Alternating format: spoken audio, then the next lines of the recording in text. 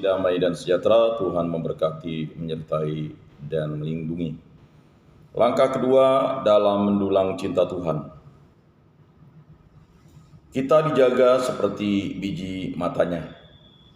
Kebenaran bahwa hidup ini luapan cinta Tuhan ada dalam jejak penyertaan kasih Tuhan sepanjang hayat. Termasuk ketika hidup ini tidak serta-merta kita terima dan syukuri. Penyertaan dan penjagaan Tuhan tidak tergantung pada kenyataan sejarah buruk atau baik, kaya atau miskin. Itulah yang memungkinkan orang dengan sejarah tidak ideal. Hidupnya tetap bermakna bagi dirinya, keluarga, dan masyarakat. Dalam bahasa Ignatian, menghayati hidup ini dengan makna rasuli. Sanggup membantu mengusahakan keselamatan sesamanya. Santo Ignatius lahir pada 1491 sebagai Hugo Lopez de Loyola, putra Dona Marina Sáenz de Licona y Balda dan Don Beltrán Ibáñez de Opias y Loyola. Saat berusia 2 tahun ibunya wafat.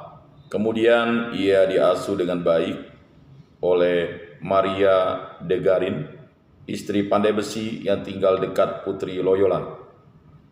Saat usianya 7 tahun, hadir kakak iparnya Magdalena Araoz, istri Martin Garcia de Onas, kakaknya. Kakak iparnya sering bercerita tentang Ratu Elizabeth yang dilayaninya. Begitu kuat ikatan perasaan dan baktinya hingga ketika Ratu Katolik itu meninggal 1506, Magdalena menangis di atas gambar Maria, menerima kabar gembira hadiah dari sang ratu. Pada usia 15 tahun, Martin mengirimkannya ke Arepalo untuk belajar di lingkungan kerajaan Castilla. Ia tinggal dalam keluarga Juan Velasquez de Suelar, penanggung jawab ekonomi kerajaan Castilla. Istrinya Maria de Palasco merupakan kerabat keluarga Loyola. Inigo diterima dengan hangat oleh keluarga ini bersama ketiga anaknya. Di Arepalo, ia mempelajari banyak hal menarik, administrasi, diplomasi, menari, juga memainkan pedang. Disinilah Inigo merangkai mimpi masa depan, juga menerima kabar ayahnya meninggal pada tahun 1507. Begitulah kisah hidup Santo Ignatius. Saat kanak-kanak ia kehilangan ibunya. Saat remaja ia mesti meninggalkan keluarga dan kehilangan ayahnya, Ignacio de Loyola. Soloy Ye Afai 2002. Dan dalam perjalanan ini tampak bagaimana Tuhan menjaga Santo Ignatius melalui pasang surut kehidupan. Hal yang sama terjadi pada kita.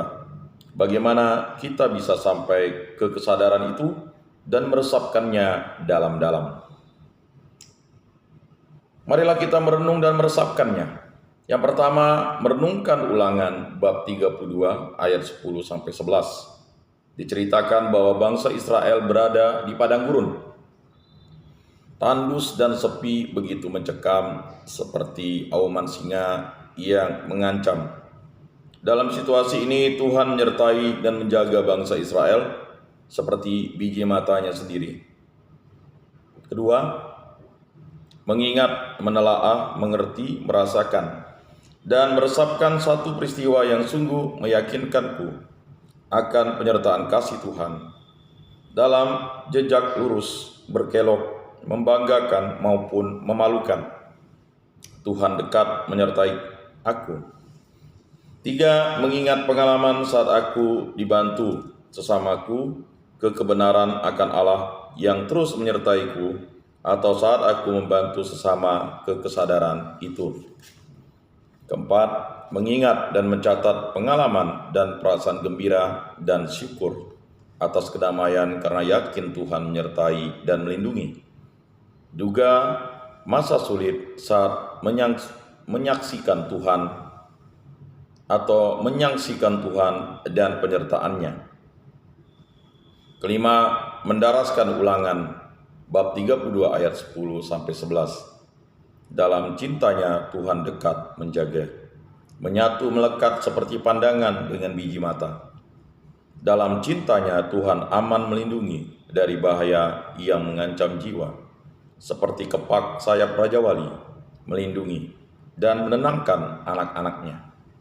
Aku ingin melalui setiap latihan rohani yang kucoba tekuni, merasakan penyertaan Tuhan yang dekat dan perlindungan Tuhan yang membawa damai dan ketenangan sejati, karena yakin aku berada di dalam lingkaran perhatian kasih-Nya.